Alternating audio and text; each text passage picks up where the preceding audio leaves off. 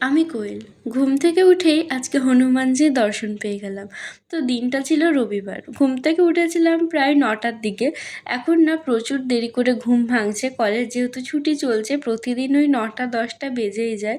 তো 10:30 থেকে আমার কম্পিউটার ক্লাস ছিল, সেজন্য স্নান করে ব্রেকফাস্ট করে এখন রেডি হচ্ছিলাম ক্লাসে যাওয়ার জন্য। তবে আজকে যতটা ভালোভাবে ক্লাসে গেছি, ফেরার পথে যে আমার কী অবস্থা হতে চলেছে সেটা তখনও জানতাম না। জানলে কি আর আজকের দিন আমি বাড়ি থেকে বার হতাম? তো যাওয়ার পর দেখি যে ক্লাস তখনও শুরু হয়নি। তো একটু ওয়েট করার পর তারপর ক্লাস হওয়ার পর একটু রিভিশন করছিলাম। তারপর হঠাৎ দেখি যে প্রচুর বৃষ্টি শুরু হয়েছে। ভাবলাম যে বৃষ্টিটা হয়তো থেমে যাবে, তবে বৃষ্টি ছাড়ার তো কোনো নামই নেই।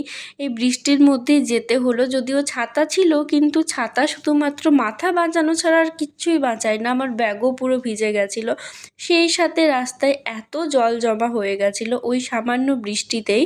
আর আমি একটা জিনিস রিয়েলাইজ করলাম, এই বৃষ্টিটাই যদি আমি বাড়িতে থাকার সময় হতো আমার কত আনন্দ হতো, কারণ বৃষ্টি আমার খুব ভাল লাগে।